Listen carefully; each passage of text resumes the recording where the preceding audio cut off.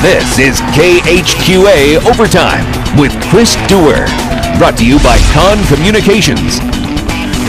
This is KHQA. It's your news now. Well, good evening, everyone, and congrats to all the graduates out there. This is Saturday, May 31st, and you have entered overtime. What a perfect weekend Chris Dewar picked out for me to bring you some of the best drama we've seen so far this year. It hasn't been 1% disappointing. And after that basketball season we had, many around here wondered if that could be topped. I'd say as of today, the spring season has done a pretty darn decent job of its delivery. And today was a big one for teams and individuals all around the tri-states. We had sectional baseball, softball, state track and field to dip our hands into. We have it all here for you tonight. A half hour of pure entertainment. And a team that's provided us with a show all year comes just down 72. As Griggsville Perry repeated again as regional champs, the Tornadoes were looking to capture that elusive sectional title they haven't ever got their hands on. There they are, the boys chilling with coach in the dugout. They were ready to go from the opening pitch.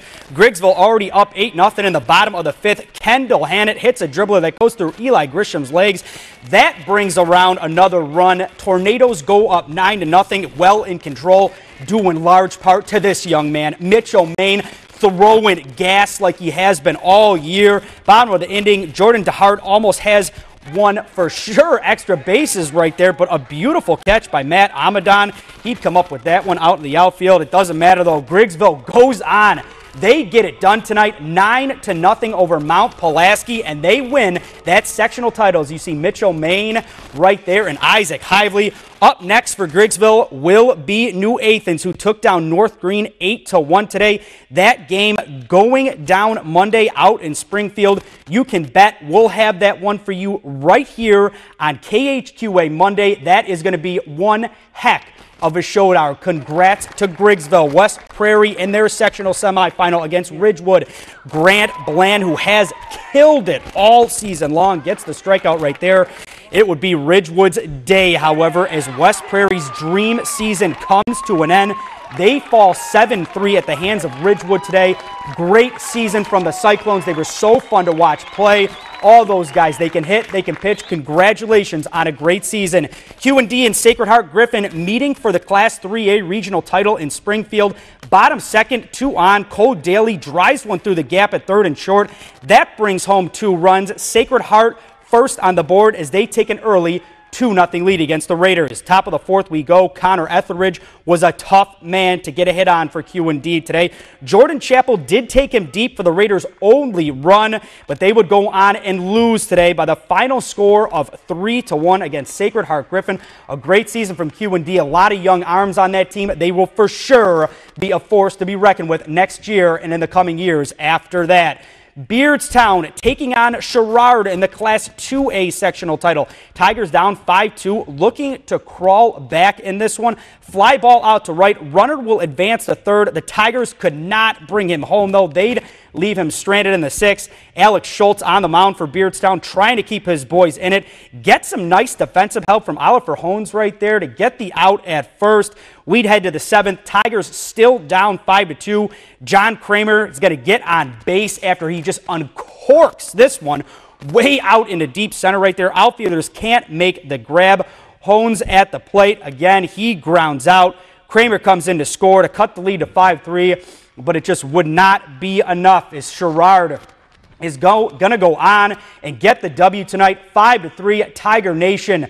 A well-fought effort tonight.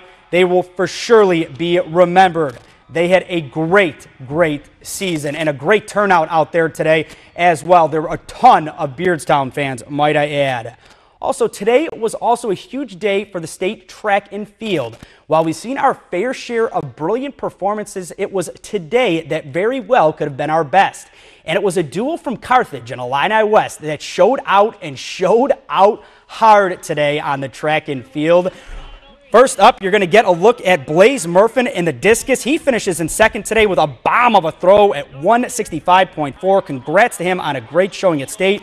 And he was our best shot to nab a state title. And the speedster from Illini West indeed does it. Jacob Scholl, headband and all, wins the 200-meter dash. Chris Stewart now wants to wear that headband on overtime next weekend. We'll see if Mr. Scholl lets him, but for now, he is your class he is your class 2A, I should say, 200-meter champion on the blue clay today. Some other notable track scores. Alex Blickan from Unity had a day today.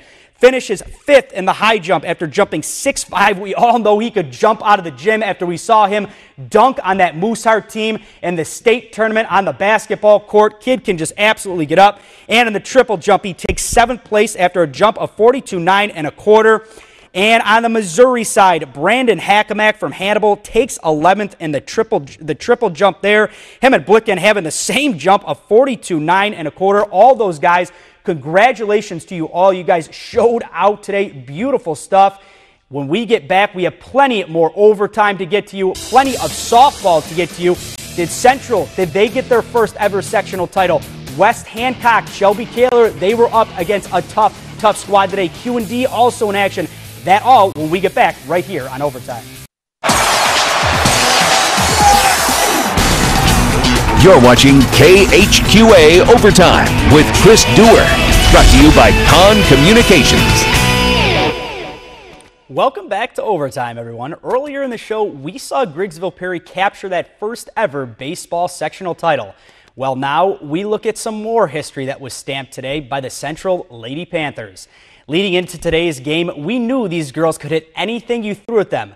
But could they slow down their opponents' bats? That was the question. And as you'll find out, it was a freshman who got the job done today.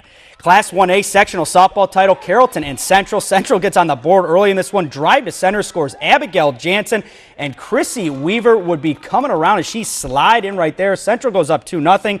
Then Elena Vance scoots one out to left, gets by the glove of the outfielder. J.C. Higgins comes on in to score right there. Central goes up 3-0 on the Vance double. Carrollton, though, they would be fighting hard in this one. They're going to get a solo homer right out to center right there in the fourth to cut the lead to 3-1. They just would not quit either.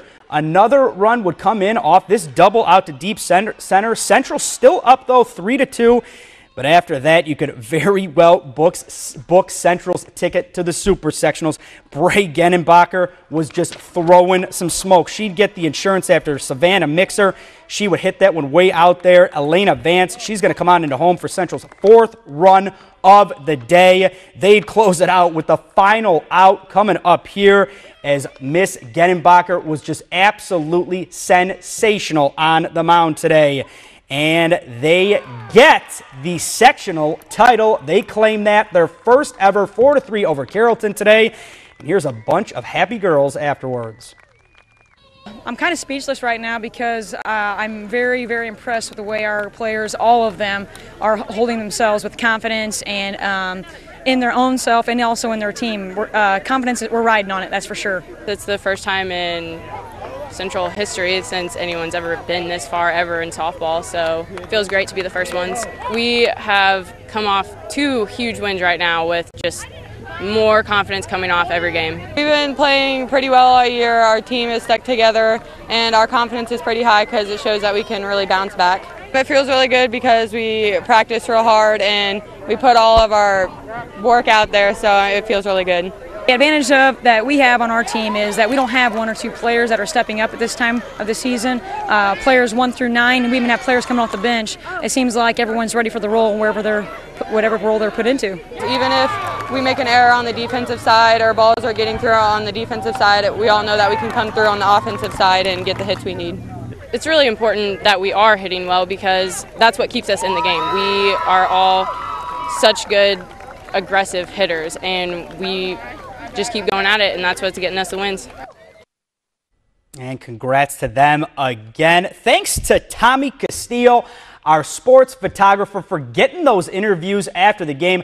Tom is our right-hand man around here. He does such a great job, so I wanted to give him a little recognition because he did a fantastic job. He's done a fantastic job all season, all basketball season, baseball season, football season. He is a great man. Up next for Amy Hildebrand and her crew is a very good Altamont team that crushed Oblong 15-0 today. We'll see if those Lady Panthers bats can keep on connecting Monday over in Springfield at 4:30. You can bet you'll be seeing that right here on KHQA.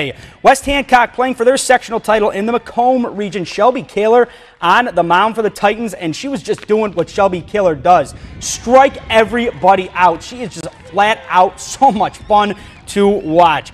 It took 6 innings for some runs in this one, and Haley Hamill would start the charge as she blasts that one way out into center. She'd be in at second base with a double. Then Allison DeWald with a dart to center. How about that one? Titans are going to go up 1-0 at this point as Hamill goes on in to score, and watch how pumped up she is. Just absolutely loving it right here. She's hugging everybody she sees, jumping around. Brinfield, they would come back, though. A poke out to right here. That's going to bring home a run. We are all square at 1 apiece in the 7th inning. Brinfield doing some more damage. A shot here that's going to fly out over to first. Throw home is going to get by. 1 run is going to come on in to score. Shelby Kaler looks like she makes the tag, but ump says no. You're going to see coach come out here and challenge this call here in a minute. Shelby was not happy after this call. She held on to that. She made the tag. It was an out at home. Umps got it wrong today. Just hate to see a game end on that as Brinfield, they would go on and get the win 2-1 over West Hancock today. But congratulations to West Hancock on an incredible season. Shelby Kaler, you are going to be it's going to be so hard not to watch you anymore. You are so exciting to watch, as are all the girls on the Titans. They are a great squad. Eric Oren's Lady Raiders hosting Chatham Glenwood today. Ashley Wensing just picking up right where she left off. Wensing again right here. Perfect game this year. A no-hitter. She was just unbelievable. And then look who it is. Mary Beth Hugenberg. She's so reliable. Just hits that one right up the gut. And then look who it is. The killer, Kristen Gangenbacher, blasts that one out into center. 2 runs are going to come on in to score here in the second. Q&D would go up 2-0. Bree Graham would settle in for Glenwood, though. She was throwing some smoke on the mound today, and Q&D didn't know how to hit her after the 2nd inning. It was unbelievable. Wensing still doing some work, trying to keep her team in this one. Gets the strikeout right there, but in the end, Chatham Glenwood would just score 3 runs. Q&D would not add any more. They go on and beat Q&D at the backyard today as their season comes to an end. All those seniors, it's going to be tough not watching you guys as well after we've seen you on the basketball court, the volleyball court, on the softball diamond. You will all surely be missed. Kristen Gangenbacher, good luck in San Diego. Mary Beth Hugenberg, good luck to you, and the rest of the seniors, good luck to you all. You are all fantastic out there. And a score to get to you. We don't have these highlights tonight, but West Prairie, we had the story last night as I went up to Colchester, talked to the girls, talked to Coach about their big game today, and look at that. They get the W over Illini Bluffs 4-2 today. They will be taking on Somonauk on Monday out in Normal at 4:30. That is going to be a big-time showdown. West Prairie, the #1 seed in their regional. They win the sectional title with a group of veteran girls who were all juniors, sophomores, and freshmen last year. They're all older. They're a year wiser. They're playing some fantastic softball.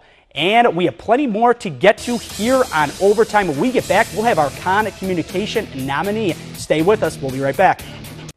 Welcome back, folks. This is the time on Overtime where we unveil our latest Con Communication Connection nominee for the month of May. Here's the deal. We put up 4 outstanding sports couplings for your school, and at the end of the month, you get a chance to vote for the best of the lot. And as the incentive to vote, anyone who participates in the process becomes eligible to win a prize package from Con Communication. And this week, Miss Allison DeWald of West Hancock is our Con Communication nominee this week. She cranked 2 home runs against Beardstown last week to lead her team to a 12-1 W. Our congrats to Allison and the rest of the Titans softball team after their great season this year. Again, Allison DeWald, our Con Communication Connection nominee of the week. And when we get back on Overtime, we are going to show you some Cards highlights. The Cubs were also in action. We'll check and see how Luke Guthrie did over in Columbus today. Also, we'll have a Cavemen score from the Hannibal game today. But you're really going to want to see those Cards highlights, Cardinals fans, because you had a rookie coming up for his first Major League at-bat. We'll have it when we get back.